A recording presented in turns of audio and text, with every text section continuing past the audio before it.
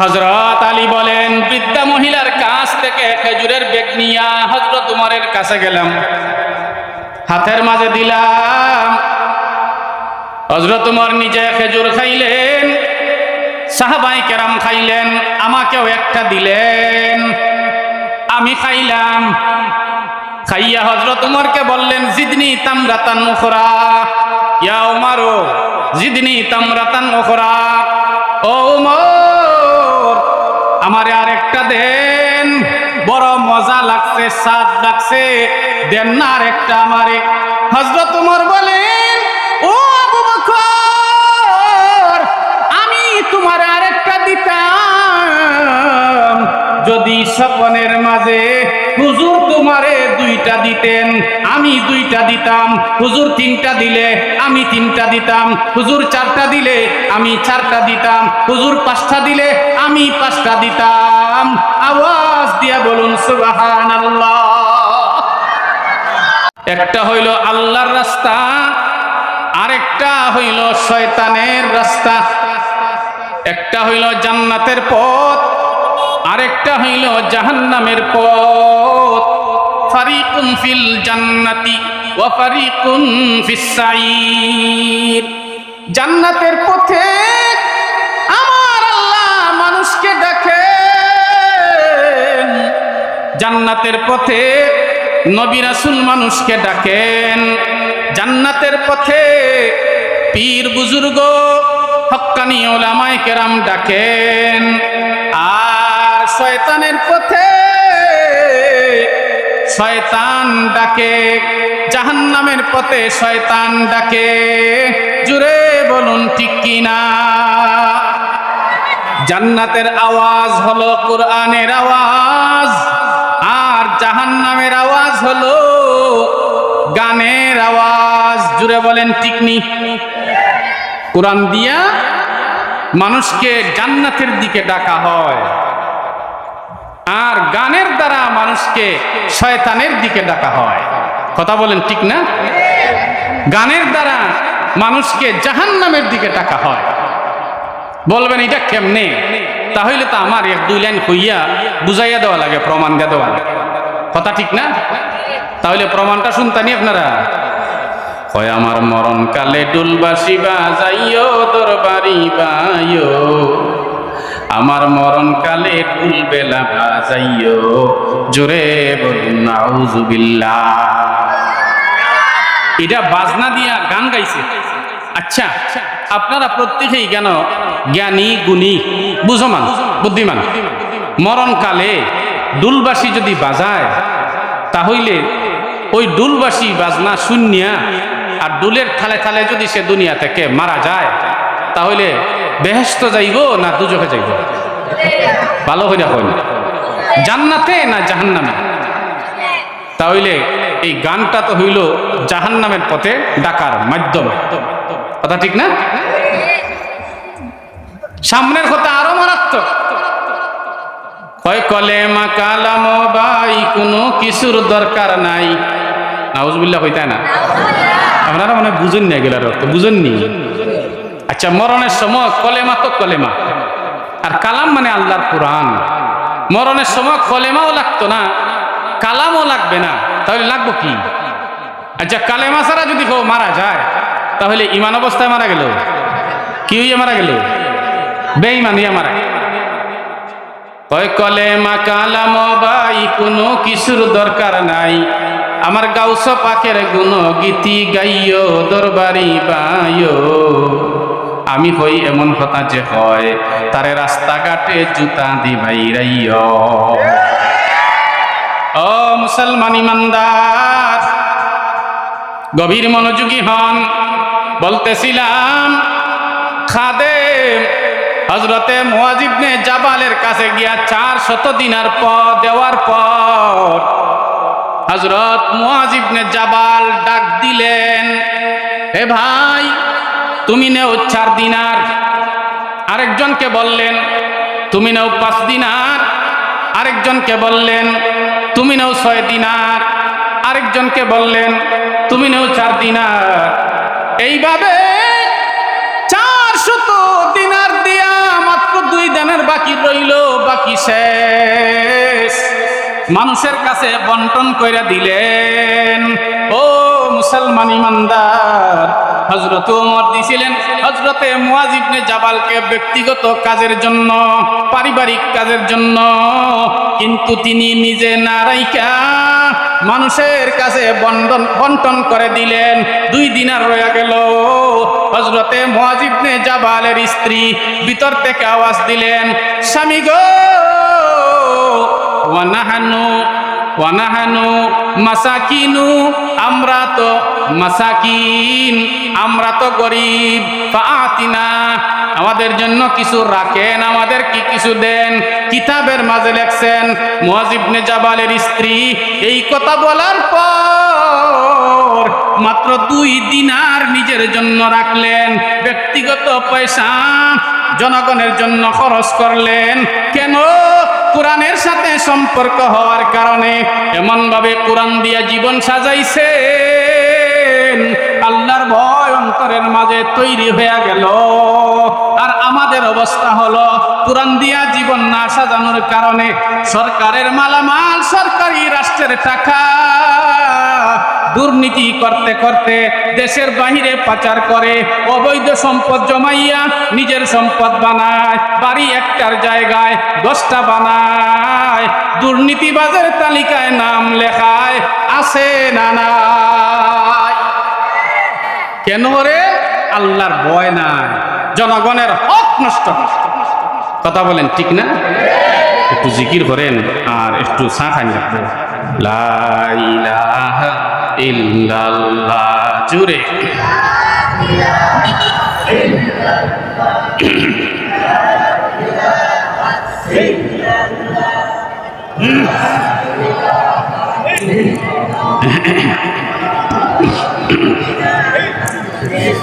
بذكر شهر چبینی در خروش است، دانا تری مانا کے گوش است، نہ بلبل برگلش تسبیح خانه است، کہ ہر کار بتسبیحش زبان است، ذکر حق آمد غذائی روح را، مرحمہ مدعی دل مجروح را، لا الہ الا اللہ، جرے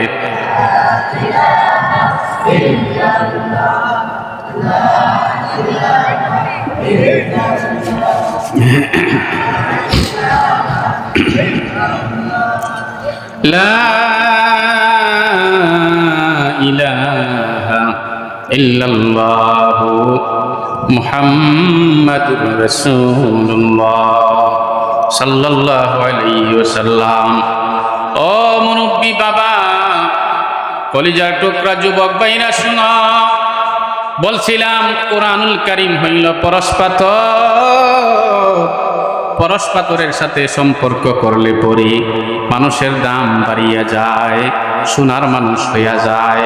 তাকায়া দেখো রে বাবা, ওরে ইমানদার মুসলমান, ইসলামের দ্বিতীয় খলিফা হযরত ওমর রাদিয়াল্লাহু আনহু, আর 4 নম্বর খলিফা হয়েছিলেন হযরতে আলী রাদিয়াল্লাহু আনহু। হযরতে আলী রাদিয়াল্লাহু আনহু বলেন, আমি এক রাত্রে স্বপ্নে দেখলাম মসজিদে নববীতে যাইয়া পয়গম্বরে আরবি সাল্লাল্লাহু আলাইহি ওয়াসাল্লামের পেছনে আমি ফজরের নামাজ পড়তেছি।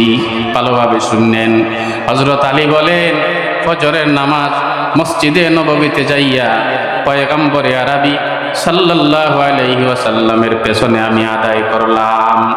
নামাজ শেষ হওয়ার পর পয়গম্বরে আরবি মুসল্লিদের দিকে মুখ করে বসলেন, তাসবিহ পড়লেন।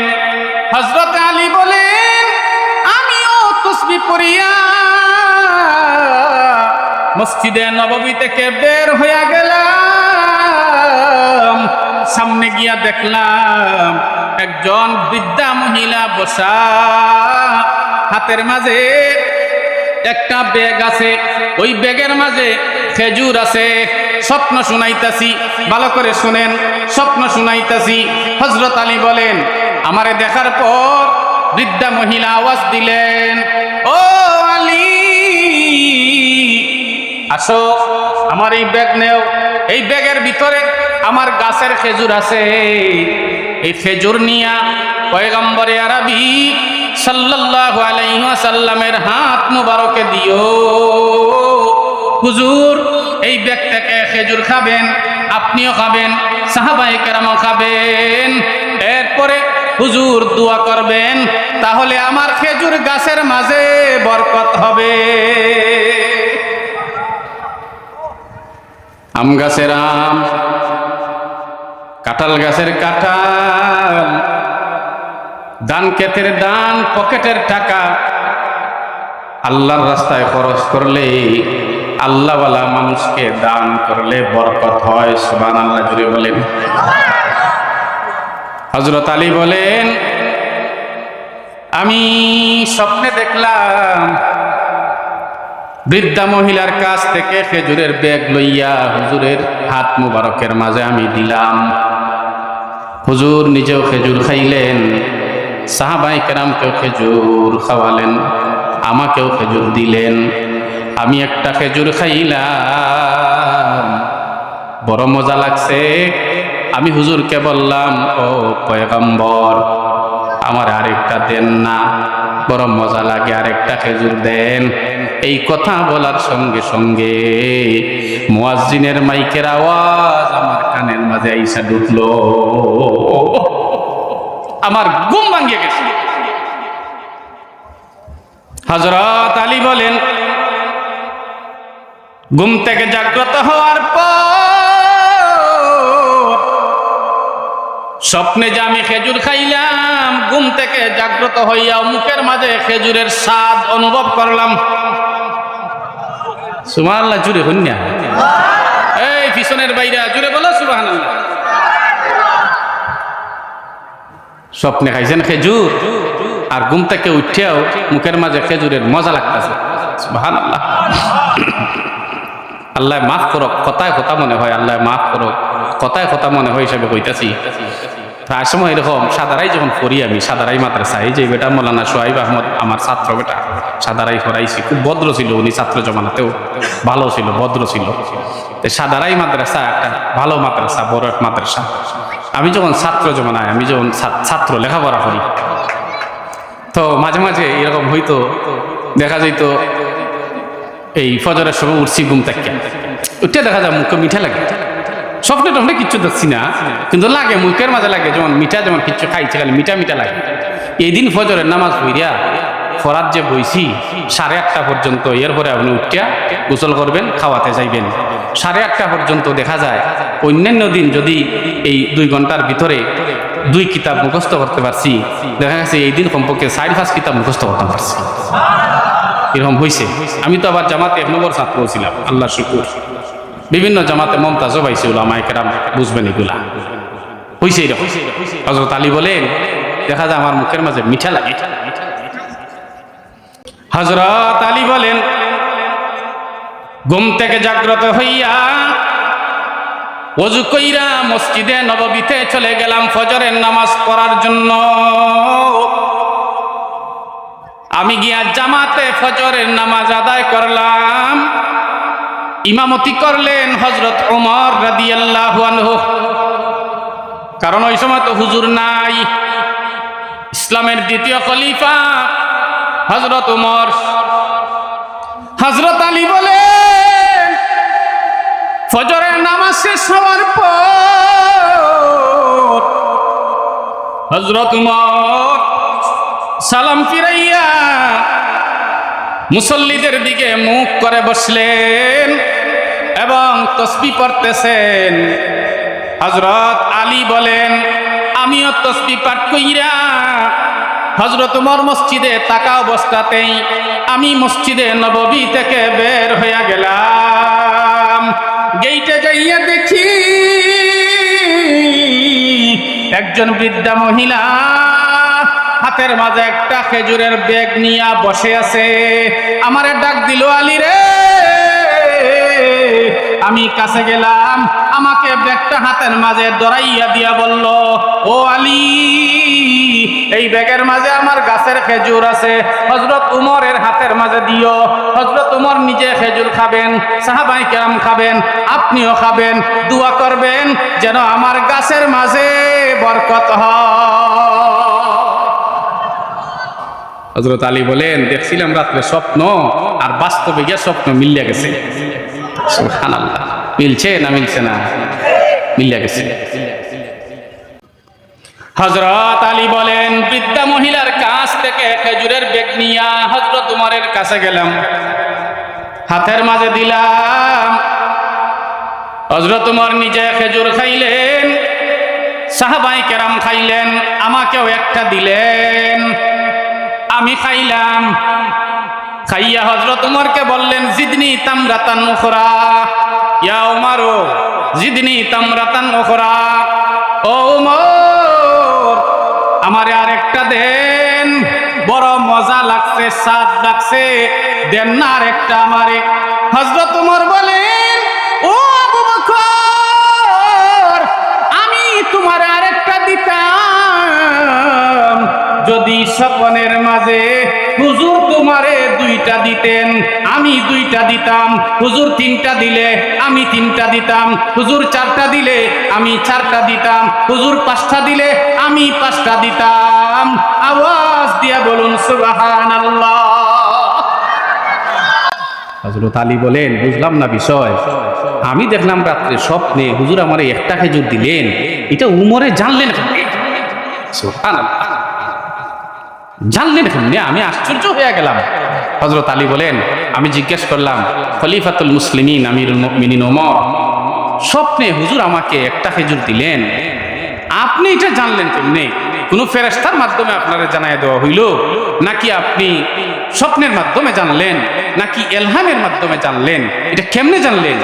হযরত ওমর বলেন, আলী রে, আমার স্বপ্নের মাধ্যমেও জানানো হয় নাই, ফেরেশতার মাধ্যমেও জানানো হয় নাই, বরং কোরআন দিয়া যারা জিন্দেগি পরিচালনা করে, কোরআন দিয়া যারা জীবন চালায়, আমার আল্লাহ তার মাঝে এমন যোগ্যতা দিয়া থাকে। কোরআনের দ্বারা সম্মান বাড়লো না কমলো? কোরআনের দ্বারা মর্যাদা বাড়লো না কমলো? শুধু তাই নয়, কোরআন দিয়া যদি জীবন সাজাইতে পারো, মর্যাদা বাইরে যাইব। কোরআন দিয়া জীবন সাজানোর মানেই হলো আল্লাহর সাথে সম্পর্ক তৈরি হওয়া। আল্লাহর সাথে সম্পর্ক তৈরি হইলে পরে মর্যাদা কেউ ঠানিয়াও নামাইতে পারবে না। কারণ হলো আমার আল্লাহ আসমানের উপরে ফেরেশতাদেরকে নিয়ে মিটিং করেন, আর ফেরেশতাকে জানাইয়া দেন, ও আমার ফেরেশতা, ও ফেরেশতারা, বাংলাদেশের অমুক বান্দারে আমি ভালোবাসি, আমি মহব্বত করি, যাও মানুষের কানে কানে আওয়াজটা পৌঁছাইয়া দেও, আমি ভালোবাসি, আমি তারে মহব্বত করি, তারাও যেন তাকে ভালোবাসে আর মায়া করে। আল্লাহ ফেরেশতাদেরকে এই খবর দিয়া দিবেন। গাঞ্জা খাইলে, কথা বলেন না, কথা বলেন, গাঞ্জা খাইলে, মদ খাইলে, সুদ খাইলে, ছিনতাই করলে, রাহাজানি করলে, জিনা ব্যভিচার করলে, অন্যের হক নষ্ট করলে, সরকারি মাল লুটপাট করলে, দুর্নীতি করলে, গরিবের হক নষ্ট করলে, কি করলে? আল্লাহর সাথে সম্পর্ক হয়, আল্লাহর গোলামি করলে, কোরআন দিয়া জীবন সাজাইলে। কথা বলেন ঠিক না? ও মুরব্বী বাবা, ও যুবক ভাই, তাকায়া দেখো, কোরআন দিয়া জীবন সাজাইলে মর্যাদা কত বাড়ে। আল্লাহর ওলি বুজুর্গ মানুষ কোরআন দিয়া জীবন সাজাইছেন। কোরআন দিয়া কেমনে জীবন সাজায়? কোরআনের আইন মানে, কথা বলেন ঠিক না? কোরআনের আইন মানে, কোরআনের বাহিরে যায় না, কোরআন দিয়া সমাজ পরিচালনা করবার জন্য সংগ্রাম করে, চেষ্টা করে, কোরআন দিয়া সমাজ সাজাইতে চায়, কোরআন দিয়া রাষ্ট্র সাজাইতে চায়, এই জন্য পরিশ্রম করে, মেহনত করে, টাকা পয়সা খরচ করে, আন্দোলন করে, তাগুতের বিরুদ্ধে কথা বলে, ইসলামের বিরোধীদের বিরুদ্ধে কথা বলে। জুড়ে বলেন ঠিক কিনা? আল্লাহর ওলি কোরআন দিয়া জীবন সাজাইছেন। হযরতে শেখ ফরিদ রাহমাতুল্লাহ আলাইহি বুজুর্গ মানুষ, আল্লাহওয়ালা মানুষ, মাথায় টুপি আছে, দাড়ি লম্বা আছে, গায়ে লম্বা জুব্বা আছে। আমরা সমাজের মাঝে দেখবেন বৈশাখীর সময় অথবা অগ্রহায়ণের সময় যখন মসজিদের ওয়াজ মাহফিল হয় অথবা মাদ্রাসার ওয়াজ মাহফিল হয়, এমন সময় যদি দোকানদার বাইরা অথবা যাদের ক্ষেতের মাঝে দান আছে, দান বুঝতে দিতেছে, এই সময় মালিক আছে, এমন সময় যদি উলামায়ে কেরাম ছাত্র নিয়ে যান, তখন এক শ্রেণীর মানুষ আছে দূর থেকে দেখেই কয়, এই দেখ রে মোল্লার দল আইতাছে, এই তো চান্দা খুঁজা লাইব। কথা কয় না, কয়নি না, কয় না, কয় মোল্লার দল আইতাছে রে, এই চান্দা খুঁজবো। আগে আগে লুকা, কিছু কিছু লোক আছে দোকানের কেস চাইরিয়া পিছনে জিজ্ঞা। কথা কয় না, আছে না নাই? দোকানের কেস চাইরিয়া পিছনে যায় গিয়া। আর আমরা এলাকার তো বৈশাখী দান আছে, বৈশাখ মাসে গেলা খোলাতে যেখানে দানলারে তো মালিক থাকিয়াও, যারা দূরের মানুষ জায়গার থাকিয়াও কয়, ভাই মালিক নাই, আমি মালিক না, আমি খামলা, আমি মালিক না, এই কথা কয় আর মুস্কি মুস্কি আসে। আল্লাহ যদি কয় রে তোরে বানাইলাম মালিক আর তুই খামলা, তে যা তোরে খামলাই বানাইমু। আল্লাহ বানাইতে পারেনি না, পারে না? শেখ ফরিদ রাস্তা দিয়া হাঁটতে যাইতেছেন, একজন বুজুর্গ মানুষ কোরআন দিয়া জীবনটারে সাজাইছেন, একজন আল্লাহওয়ালা মানুষ যাইতেছেন রাস্তা দিয়া হাঁটতে। আর ঠেলাওয়ালা চারজনে মিলিয়া এক ঠেলার মাঝে চিনির বস্তা বসছে, আর চারজনে মিলিয়া ঠেলে মালিকের বাড়িতে নিব। এরা কুলির কাজ করে আর কি। দেখেই কয়, এই যে মোল্লা বেটা আইতাছে, দেখা যায় মোল্লা মানুষ তো, এই যদি কোনো কিছু চাইয়ালায় তাহলে আগেই কমপক্ষে বুদ্ধি করে নেই, বলে যদি চায় কিছু, যদি হই চিনি আর মোল্লা মানুষ তো, যদি হইয়া বয় ভাই 2-1 কেজি দেন না মারে, তাহলে কেমনে দিতাম, তাহলে তো না করতাম কেমনে, তাহলে জিগাইলে আগেই হইয়া লাইমু চিনির বস্তা চিনি নাই, আছে সালি। কথা বুঝছেন না? আপনারা সালি হইন না চাই হইন? চাই কি আছে? চাই সালি। চার ঠেলাওয়ালা ঠেলা ঠেলতেছে, এক পর্যায়ে মুখোমুখি। আল্লাহর ওলি শেখ ফরিদ বলেন, ভাই বস্তার মাঝে কি? কয় বস্তার মাঝে ছাই। আগে তো বুদ্ধি করছে। আল্লাহর ওলি শেখ ফরিদ বলেছেন, যা বলেছো তাই যেন হয়। লাগছে নি খেলা? হ্যাঁ, কয় মোল্লা বেটারে দিছি আজকে গোল। আলেম ওলামারে গোল দেওয়া যাইতো না। কেন যাইতো না জানেন নি? উলামায়ে কেরামের সম্পর্ক আল্লাহর সাথে। সুবহানাল্লাহ, জুড়ে বলেন। কেমনে উলামায়ে কেরামের সম্পর্ক আল্লাহর সাথে হয়, এটা আলোচনা চলতেছে, সামনে দিয়ে আরো আলোচনা পাইবেন ইনশাআল্লাহ, যদি ধৈর্য সহকারে বসতে পারেন। উলামায়ে কেরামের সম্পর্ক আল্লাহর সাথে। আপনি একবার মনে করছেন মাইরিয়া আলেম উলামারে শেষ দিলাইছি, বিদায় করে লিছি, 5 মিনিটে শেষ। 5 মিনিটে শেষ না, 5 মিনিটে মাত্র শুরু হইল। কথা কন্যা মাত্র শুরু হইছে। মালিকেরও আমি ডিল দেই, আমি ডিল দিয়ে কি কদ্দুর যাইতে পারো। ইন্না বাতশা রব্বিকা লাশাদীদ, তোমার রবের পাকড়াও বড় শক্ত, যখন ধরব কেউ রক্ষা করতে পারবে। আলেম উলামার সাথে দুর্ব্যবহার করলে, উলামায়ে কেরামের সাথে দুর্ব্যবহার করলে, এইটাই কখনো ভালো জিনিস দেয় না। এইটাই কপালটারে ফুইরিয়া সারখার করে ফেলায়। কেমনে ফেলায় শুনেন। উলামায়ে কেরাম তো 5 ওয়াক্তের নামাজ পড়েন, কথা বলেন ঠিক না? উনারা তো কায়দা জানে, আল্লাহর কাছ থেকে কি জিনিস কিভাবে আদায় করতে হয় কায়দা জানে। জানেনি না? জানে না? আমরা যখন কোরআন পড়া শিখছি ছোটবেলা, তখন আমরা কায়দা পড়া শিখছি। কি শিখছি? কায়দা পড়া শিখছি। কায়দা যদি আপনি না জানেন তাহলে কোরআন পড়তে পারবেন? কায়দা জানে উলামায়ে কেরামে, কায়দা জানে উলামায়ে কেরাম, কায়দা জানে। গভীর রাত্রে আমার আল্লাহ প্রথম আসমানে হাজির হইয়া ডাক দেন, আসনি রেখে বিপদে আমার কাছে বলো, আসনি গুনাহগার আমার কাছে বলো, আসনি কেউ মনের নেক মকসদ পূরণ করতে আমার কাছে বলো, আসনি কেউ মনের কথা বলবার আমার কাছে বলো, আমি আল্লাহ পূরণ করব। ও মুসলমান ইমানদার, উলামায়ে কেরাম কায়দা জানে। রাত্র ৩টার সময় ঘুম থেকে জাগ্রত হইয়া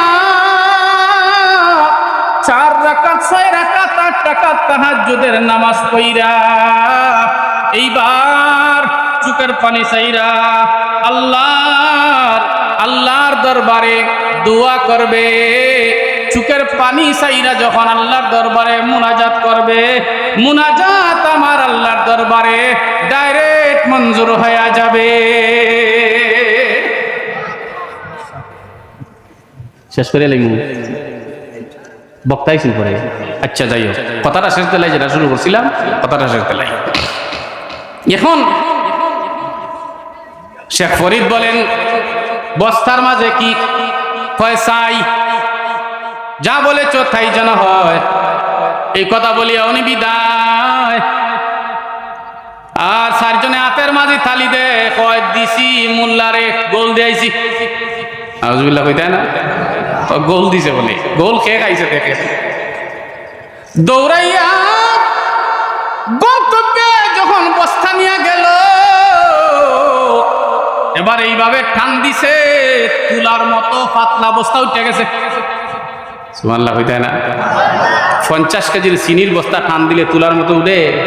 জোয়ান ভাই 2 জনে মিলে মাথায় তোলা লাগবে, কথা ঠিক না? ওই ঘটনা কি রে, ঘটনা কি পাতলা হইছে কেনে? 2টা হয় কইতাম না, মিছা মারতে না। এইটা হয় আমি না করলে কি হয়েছে, তোরা কথার কারণে তো আমি মানলাম। এইবার কয় না, যেখানে আটকেছি সেইখানেই শেষ করা লাগবো। ও মুসলমান ইমানদার, এক পর্যায়ে তারা 2 জন দৌড়াইয়া হযরত শেখ ফরিদের কাছে আইলো। পায়ে আইসা লম্বা হইয়া পড়ল। তিনি বলেন, কি হইছে, কি হইছে? ও হুজুর, বিয়াদবি করে ফেলাইছিলাম। জিজ্ঞেস করছিলেন কি? বস্তার মাঝে ছিল চিনি, আমরা বলছিলাম চাই, আপনি বলছিলেন যা বলেছ তাই যেন হয়, হইয়া গেল। ও আল্লাহর ওলি, ভুল করেছি, ক্ষমা কইরা দেন, নতুবা মালিকে পিটাইয়া বাবার নাম বুলাইব। এক পর্যায়ে আল্লাহর ওলি বলেন, যাও, আর মিথ্যা কথা বলিও না, তওবা কইরা শুদ্ধ হয়ে যাইও। আল্লাহ চাহে তো আগের মতো কইরা দিব। বিসমিল্লাহ বলিয়া বস্তায় টান দিও। দৌড়াইয়া গিয়া তওবা করলো, বিসমিল্লাহ বলিয়া টান দিল, আবার আমার আল্লাহ চিনি বানায়া দিলে। ও মুসলমান ইমানদার, এবার কথা আমি শেষ পর্যায়ে নেই। আমি বলছিলাম কোরআন হইল পরশ পাথর। এই পরশ পাথরের সাথে সম্পর্ক করলে মানুষের দাম বাড়িয়া যায়। এবার আমি যে আয়াতে কারিমা তিলাওয়াত করছিলাম, ইন্না নাহনু নাযালনাদ যিকরা ওয়া ইন্না লাহু লাহাফিজুন, আমি আল্লাহ কোরআন নাজিল করেছি এবং আমি হেফাজত করব। আল্লাহ হেফাজত করবেন কেমনে? কুরআনুল কারীম হলো আল-লফজু ওয়াল মানা, শব্দ এবং অর্থ 2টার নামে হইল কোরআন। আমার আল্লাহ বলেন এই 2টাকেই হেফাজত করব আমি 2 শ্রেণীর মানুষ দ্বারা। কোরআনের শব্দকে আমি আল্লাহ হেফাজত করব, আমি আল্লাহ হেফাজত করব হাফিজে কোরআন দ্বারা। আর অর্থকে হেফাজত করব হক্কানি উলামায়ে কেরাম দ্বারা। ও মুসলমান ইমানদার, হাদিস পড়েছিলাম, পয়গম্বরে আরবি বলেন, ইন্নাল্লাযী লাইসা ফি জাওফিহি শাইউম মিনাল কুরআনি কাল বাইতিল খারিব। পয়গম্বরে আরবি বলেন, যার অন্তরের মাঝে কোরআনুল কারীমের অংশ নাই, তার অন্তরটা হলো উজার ঘর, শূন্য ঘর। উজার ঘরে শয়তানে বাসা বানায়, উজার ঘরে দেও দানবে বাসা বানায়। যার অন্তরের মাঝে কোরআন নাই, তার অন্তর শক্ত তাকে শয়তানে বাসা বানায়। ও মুসলমান ইমানদার, পয়গম্বরে আরবি বলেন, কোরআনুল কারীম এমন একখানা দামি কিতাব, কেউ যদি কোরআনুল কারীমের একটা হরফ তিলাওয়াত করে, সঙ্গে সঙ্গে আমল নামায় 10টা নেকি লেখা হয়। আল্লাহ রাব্বুল আলামিন আমাদের সহ সবাইকে এই কথাগুলির উপরে আমল করার তৌফিক দান করুন, বলুন আমিন। আসসালামু আলাইকুম ওয়া রাহমাতুল্লাহ।